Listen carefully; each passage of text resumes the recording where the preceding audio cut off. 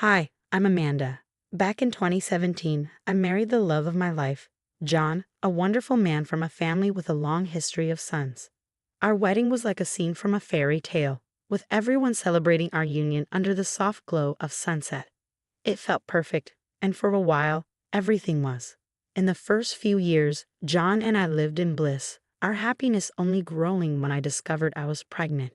We're going to have a baby, John, I remember telling him, and the sparkle in his eyes as he lifted me into a joyful embrace is something I'll never forget. I hope it's a girl, he whispered, someone as beautiful and kind as her mother. The joy of our growing family was slightly overshadowed by John's mother, Linda. At first, her constant presence and advice seemed like enthusiasm, albeit overwhelming. But things changed when we revealed our baby's gender, a girl. A girl, huh? Linda mused during one family dinner. Are you sure, Amanda? John comes from a long line of boys. It's unusual, isn't it? I tried to laugh it off, replying, I guess we're just breaking tradition this time. As my pregnancy progressed, so did Linda's intrusions. She began showing up unannounced, filling our home with unwelcome comments and old wives' tales about ensuring the next baby would be a boy.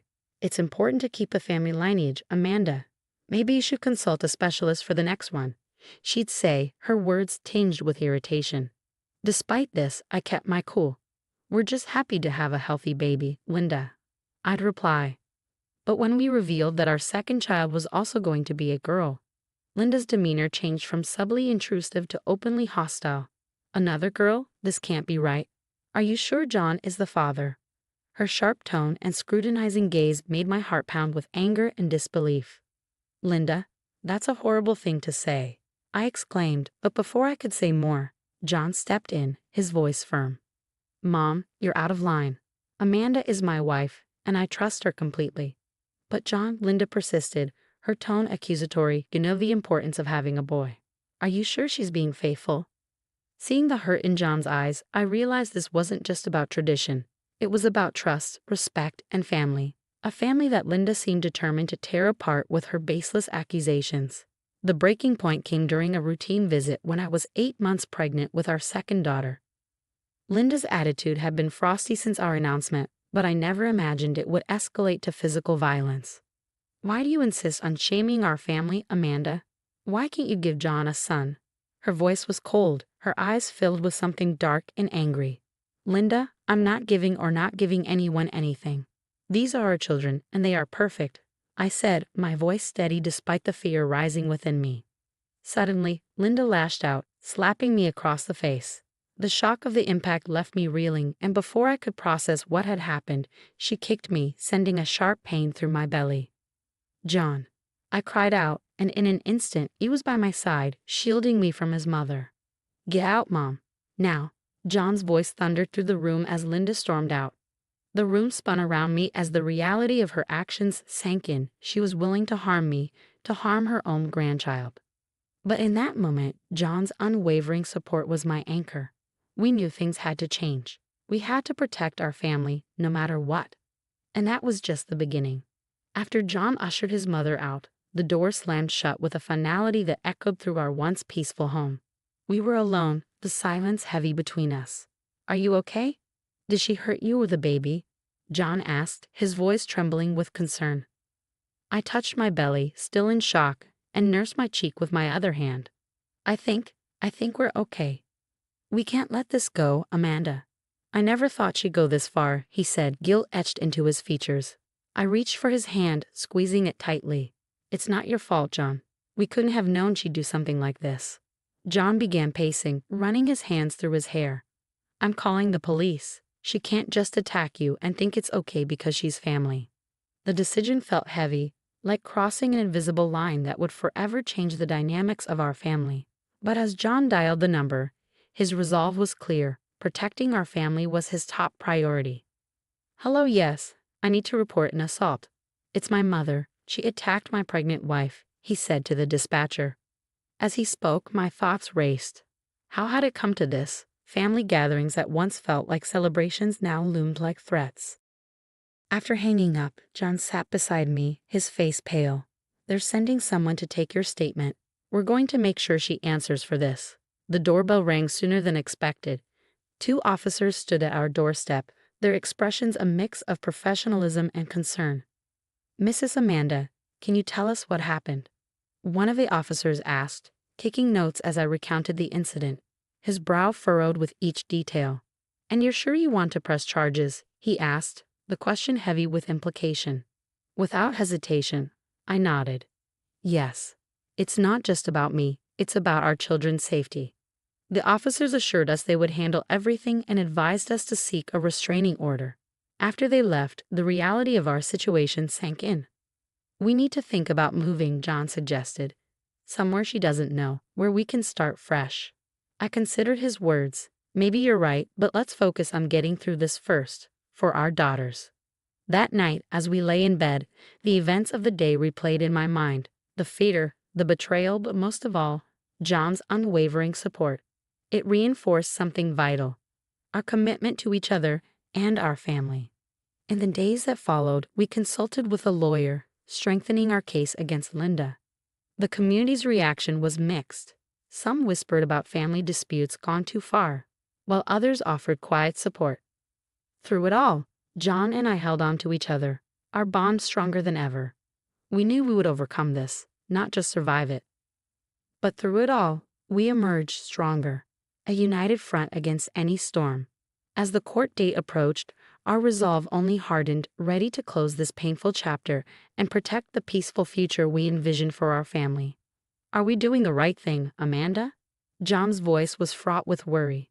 "Pressing charges against my own mother." "She hurt us, John, and she could have hurt our girls," I replied, the weight of the situation pressing on me. "We need to protect our family." "But the backlash, what if people don't understand? They'll think we're tearing the family apart," he said, his concern evident. I reached for his hand, squeezing it gently. "Some might, but we know the truth. We're not tearing anything apart. We're holding our family together."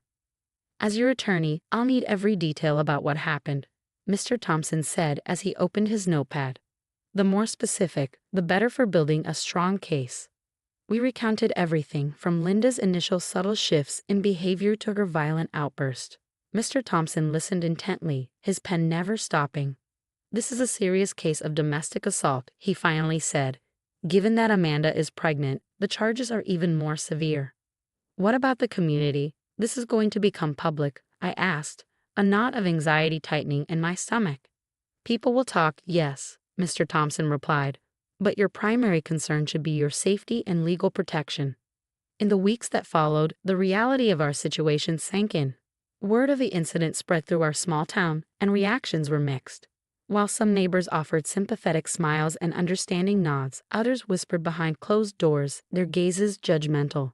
One afternoon, while picking up groceries, I overheard a couple whispering, "Can you believe she pressed charges against her own mother-in-law over a family argument?" One person said, "It's not just an argument, she was attacked." Another voice defended me. Feeling a surge of emotions, I hurried out of the store, the bags heavy in my hands. At home, John and I discussed our next steps. "Maybe moving isn't such a bad idea," he mused. "A new start could be good for us. But this is our home, John. Should we really have to leave because of what she did?" I asked, conflicted. "We'll make that decision together," he'd assured me, pulling me into a hug. "Whatever we decide, we'll do it as a family." As the court date drew closer, the strain was palpable. We attended counseling to deal with the stress and fear, each session slowly stitching back the fabric of our family's peace. "We're doing the right thing," I whispered to John one night as we lay quietly in bed. "For our daughters, for us, for our family."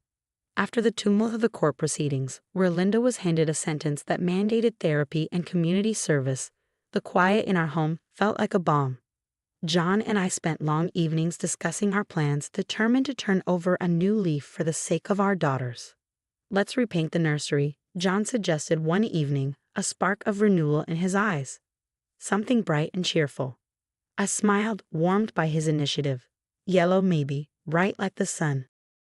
As we painted together, the strokes covering old memories, our girls played at our feet, their laughter a sweet sound amidst the swish of brushes.